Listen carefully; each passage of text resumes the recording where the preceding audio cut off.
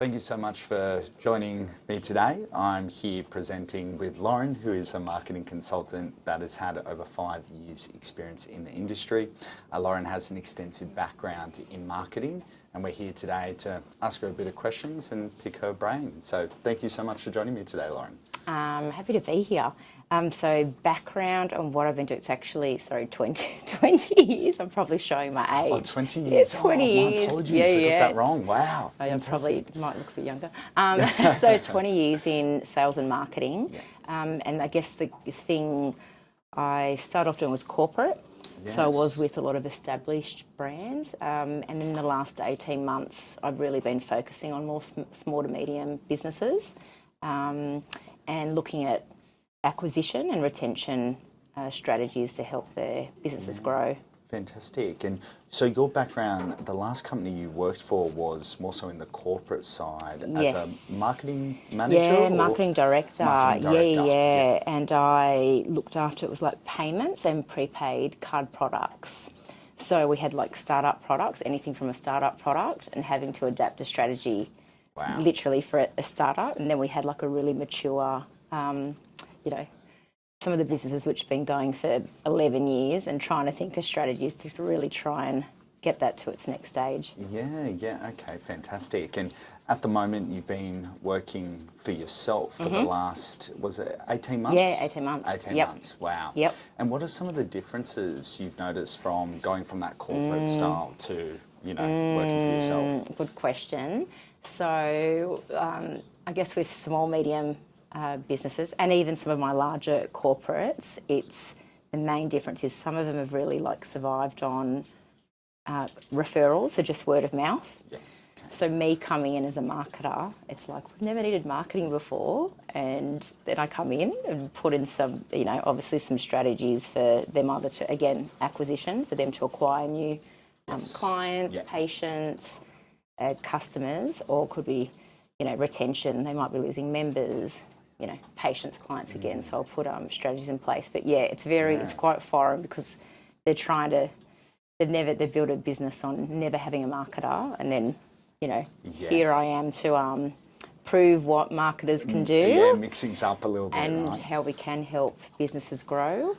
Well, it's funny, Lauren, because I've been speaking to so many practices at the moment, and they've come to us all the time with, we don't need any help, we have a referral channel. And we always love that challenge. But I guess, what is some of your advice with, relying on referrals, and why it is important to look at, multi-directions and multi-channels?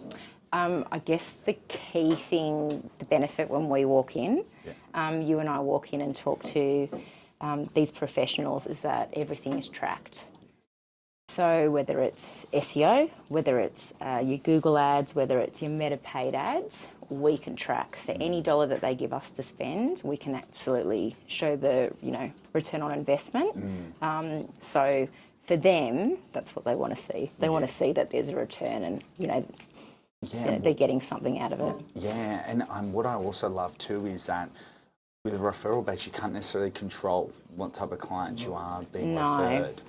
Whereas what you do, being that marketing consultant, you can really drive strategies to communicate that unique value proposition towards that ideal client, right? Correct. So I can tailor. So super organically, I work with 2 clients in the health space. So health space, there's a lot of TGA regulations. It's Therapeutic Goods Australia, but yeah, they're really strict on what you can and can't promote in terms of benefits.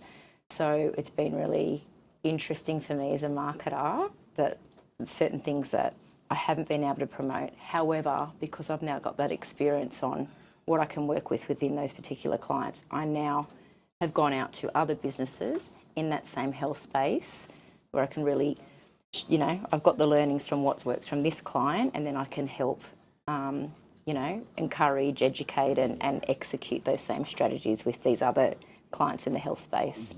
Yeah, fantastic. And I guess speaking a little bit more about strategies, I love talking about marketing strategies because every client is sort of different, and the approach and where you want to go with that client sort of varies so much. So do you have, I guess, some general strategies or something you implement on a base level for clients? And can you talk us through those Yes. strategies that you do work in? Yes, so say it's an e-commerce, so someone that's got an online shop, I will absolutely always, always encourage, SEO, PPC, so your Google ads, your Meta paid ads, and even having an organic social media page.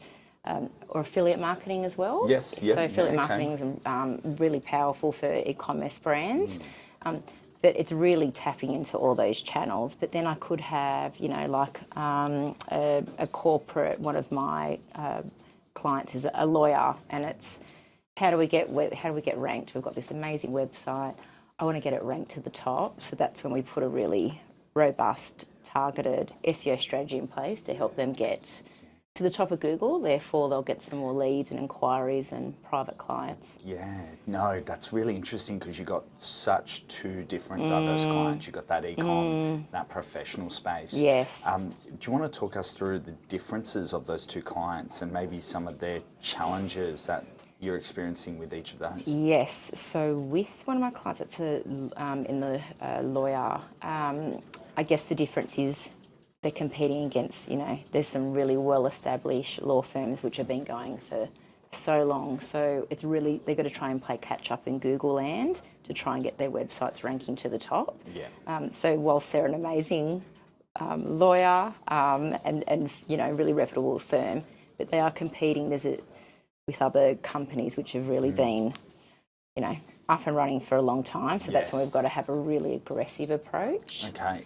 To try and get their website to the top. But then, some of my other clients, like e-commerce startup ones, that's where, like as a consultant, you've just got to be, happy to, content to get your hands dirty and try anything.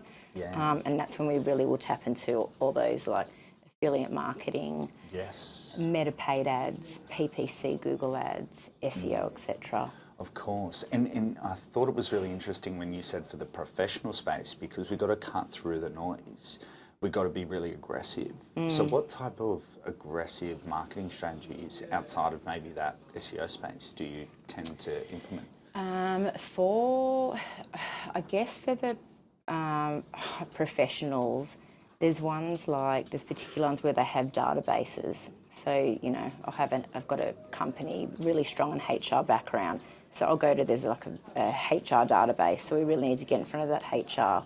And that's where every HR professional is affiliated with that database. And that's where we'll make sure we do some really, you pay for banner ads, etc. Yes. LinkedIn is really something you should do. Yeah. In terms of above the line, it's hard because I guess not many lawyers want to do above the line, TVC ads. But I think it's in terms of being aggressive, it does come down to a financial figure as well. The more you pay on Google ads or Meta ads, the higher the return. But you've got to come to grips of we've got to spend this money to make some money to get those clients.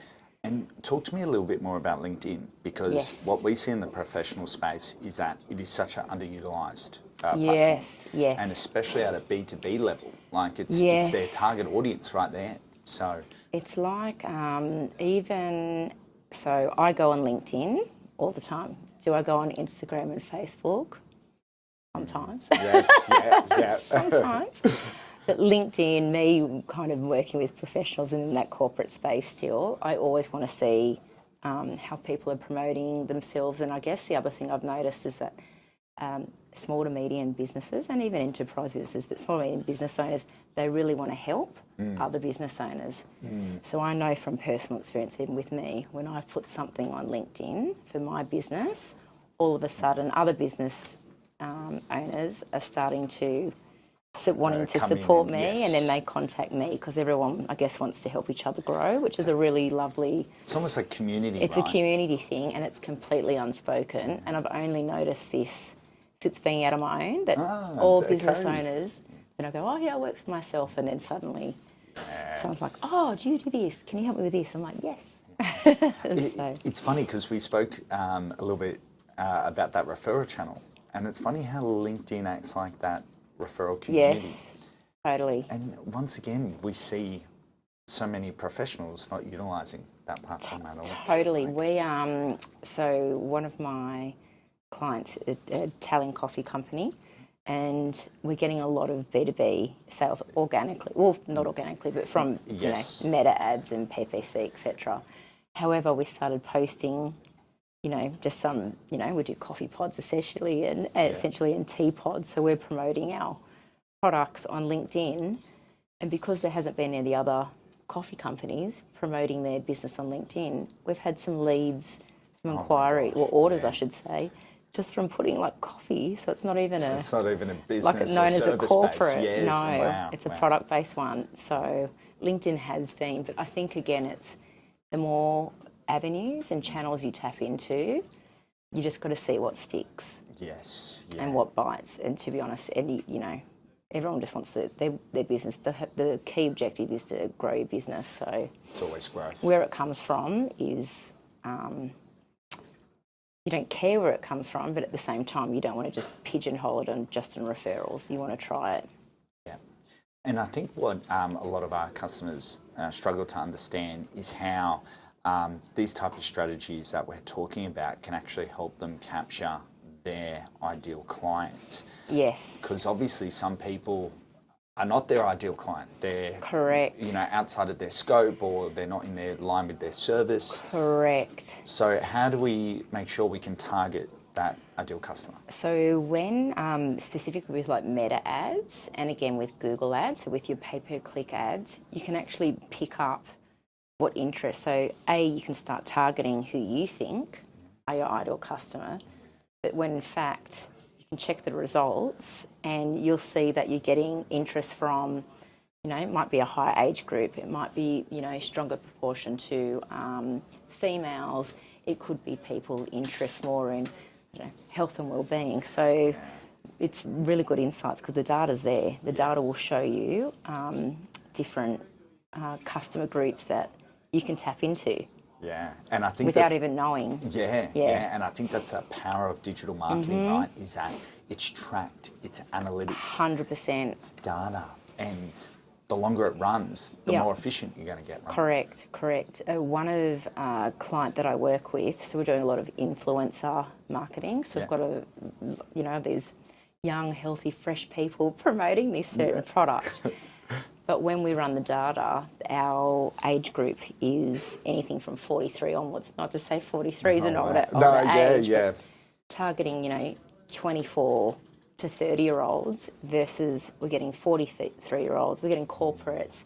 We can see that they're mums, and then suddenly our targeting strategy, the way our creatives are changing, the wording, the messaging that we use changes because we're completely diverting to a different customer group. Yes, and that was going to be my follow-up question is, do your strategies then change, and do you go through an implementation sort of data analysis and then re-strategic or re-strategize sort of process? Yes. So what we might do, so with that example I just gave, we're targeting these young, fresh, people straight out of uni, and then we're realising that we've got these mums, corporate, professional mums that we're targeting. So what we'll start doing is, so we've got the data, we can see the age group, we can see the gender, we can see the area that they're from. We start doing A/B split tests. Yes. So we'll start testing what we think might be appealing to a 40-year-old mother, corporate, living in eastern suburbs. And then we'll start testing some different messaging, not as corporate-y messaging. And then we just keep on running all these different creatives and messaging, A, B, C, D, E, F, G, split tests. So then we can see which one sticks. And then again, once that one sticks after some time, we then redivert and start changing and testing again. Oh, fantastic. And in terms of the results, do you have maybe a customer in mind that has gone through that A/B testing and, you found that perfect ideal client and then market directly towards that ideal client? And what are those results looking like? So with one of my clients, which we do coffee and tea. Yeah. So we were like going to everyone and everyone.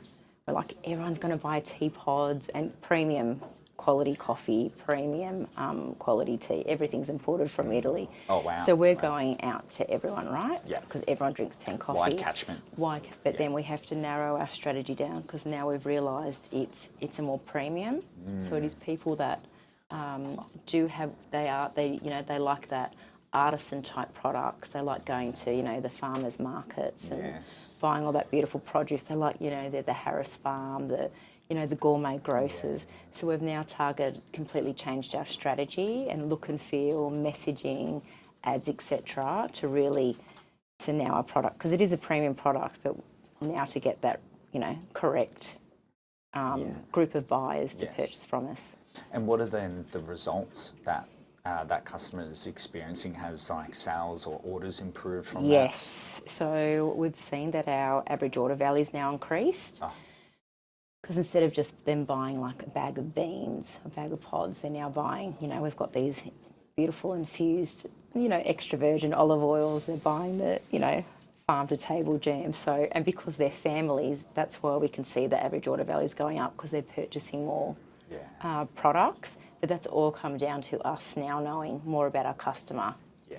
Wow. So, and again, from the data from, SEO and meta ads and Google ads. Yes, of course. No, that's fantastic. And what is the feedback from the clients? Like, they must be singing and shouting your praises, right? Well, because we work as a team. Yes, that's what I always say. Because I'm always part of part of the team. Yeah, yes, because I guess I act as an external, outsourced, senior marketer. Yep. So I'm always, but it's like hands-on, because this is more of a startup company, so it's really hands-on. But as long as you can see growth, I think that's the key thing, and then everyone's happy. But we've still got like more to do because it's startup. But then, as I said, some of the other, enterprises, the larger corporations, they're already scaled so high. But again, you can always scale more, and they can see the growth. So it's been, they've had to hire more people. So it's been, there's always a flow-on effect, I guess, from, marketing that works and grows. Yeah, okay. And you mentioned a little bit earlier, you've got a couple healthcare clients as well. Yeah. Are you focusing on, I guess, some other strategy more so outside of, I guess, the ad sets? Are you more maybe doing a bit of SEO for them, or maybe some pay-per-click work? Yes. So for both, it's like SEO. I always have a mandatory thing that, if budget is there, SEO, Google ads and your meta ads. But because they are in the healthcare space, we do a lot of the organic meta. So, your posts. So we get live footage of like someone coming in and they're with one of our practitioners and they're getting adjusted, chiropractic. Yes, So, okay. Or acupuncture, and you'll find, because everyone loves video. Yes. And people love hearing people get their backs cracked and yes, everything. It's like trend, a bit of an addiction. It, right? Yeah. So we're doing a lot of video content for that. And then one of my other clients, again, it's video content, but it's people coming in, being there with the patient, being with the practitioner, getting familiar, seeing it's a really lovely environment. And then I guess it's that creating that, thing of people can see it's a really lovely environment. They want to come, they can see the benefits, and Of course. And I think that's another really good point of conversation is content. And we have different platforms and we have different content that's more relevant to different platforms. So can you talk to us a little bit more about content and sort of what strategies you do for what type of platforms? Yes, so with one of my clients, which is in, again, the healthcare one, so they'll do, chiropractor, they'll do kinesiology, craniology, but I guess Instagram is really powerful. So I look at Instagram, my mum wouldn't look at Instagram. But everyone needs a chiro. Everyone needs, that type of treatment, no matter what age group, from babies to you know, older ages. But so I believe with my mum's age group, Facebook. Yes. So I know Facebook is an older demographic. So it's always making sure you're posting on there and not just isolating on Instagram. Yeah. Because that's what a lot of people I find think as well. It's very much like a Facebook, an Instagram or TikTok at the moment. Yes. And people are just so pigeonholed in, oh, this is popular, I'll do this one thing. Totally. But it misses out on a wider demographic, right? Yeah, yeah. And the other thing is, I guess, with, again, it's just you want to tap into as many channels because there's different audiences watching different things. But even reviews. Again, back on my mum. So she's in her 70s, but like she looks at reviews. So people, you know, if you've heard about a particular company, you go to their website, you know, Google My Business, you can see reviews is really powerful as well. But again, it's just another thing you want to make sure you have as a business, reviews. So. Okay, that's really interesting. And then, you know, we spoke a little bit about LinkedIn, but the content for LinkedIn is, I guess, a bit more educational, if I'm not mistaken. Educational and informative. And I guess it's quite, I've noticed over the years with LinkedIn, it's, you want to be really authentic and raw. So people are, you know, they'll say, hey, I've just been at this job for 12 years, it's my real passion, I'm now looking for something else. Like, people are really putting themselves out there to try and get rehired and using it as like a resume tool. And then there's other businesses promoting, you know, could be a new prepaid card product and they're using it to, you know, the right audience because it's all, you know, corporates and B2Bs. Yeah. So. No, that's fantastic. And I think, you know, having the right content for those different platforms is really key. You know, focusing on your ideal customer and maybe some of the analytics you're getting from Google and things like that to be able to then create the content and select the right platforms. Correct. And that comes into play as an overall strategy. Correct. And that's where the holistic approach comes through. Correct. Which is where our marketing consultants come in. Yep. Right? Yep. That's why we're here. Yeah, fantastic. So, I guess thank you so much for joining us today, Lauren. Thank you for having me. Yeah, really great to pick your brain. No, thanks for having me. It's a pleasure as always, and we look forward to speaking to you soon. Oh, thanks, Adrian. Yeah. Thank you. Thank you. Bye.